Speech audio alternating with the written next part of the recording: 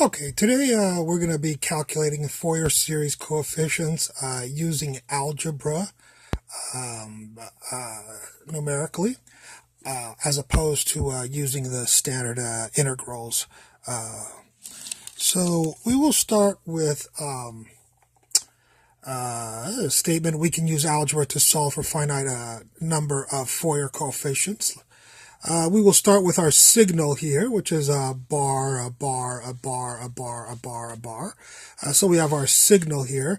The first step we need to do is choose some points on this signal, some sampling points. And I'll just choose this one, this one, this one, this one, this one, and this one. That's 0, 3, 1, 3, 2, 3, 2, -3, 2, 3, -3, and 4, -3. I'm just choosing some points. We can choose more points if you like, but the more points you use, the more accurate you'll be with your Fourier series coefficients. But the more calculation that is necessary by either a CPU or yourself. Once we choose our points, we need to decide how many terms we want to use in a Fourier series. So here I show all the Fourier series that are possible. The ... means this goes on infinitely, so that you do have cosine 1x, sine 1x, cosine 2x, sine 2x, and so on, cosine 3x and sine 3x. We'll choose to use these five that we just want to calculate for a finite Fourier series that is 5 terms long. Notice that this signal is an odd signal, so normally I would not be choosing these particular terms, especially the cosine terms and the even terms. We would choose only odd for this signal normally. But I'm just going to go ahead and use these just as an example to show you that you could that. Hopefully the even functions in here, their coefficients probably will turn out to be very close to 0, leaving only the odd terms. But let's just pretend we were going to go ahead and try to find out all 5 of these coefficients, and you could do 20 terms if you like. We're just going to do 5 terms. So we're going to use the method of least squares with matrices, as you learn in linear algebra, which I am not here to teach. You can learn linear algebra on your own.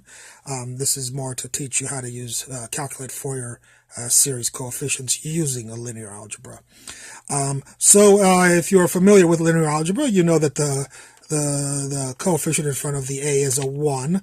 The coefficient in front of the B is the cosine function.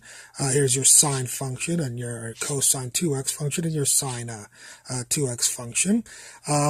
We will plug the x values into these functions here. For each of the x values, the x value is 0, 1, 2, 2, 3, 4. So you have 0, 1, 2, 2, 3, 4 for your cosine 1x. You do the same thing for sine 1x and so on. And if you had more terms that you wanted to use, you could keep on doing that. So we plug all our x values into this and create matrix A. I didn't want to confuse it with the coefficient A. Of course, these are two totally different things, so I decided to make the A matrix a bold-faced thing, so this A is not that A. And then, as you know from linear algebra, that in matrix B, we would put all the y values, and you can see the y values are 3, 3, 3, -3, -3, -3, and here they are 3, 3, 3, -3, -3, -3. So this defines your matrix A, this defines your matrix B. Those familiar with linear algebra will know that this is the formula to figure out the coefficients A, B, C, D, E with these two matrices, and we type those up into a calculator or some sort of computer program.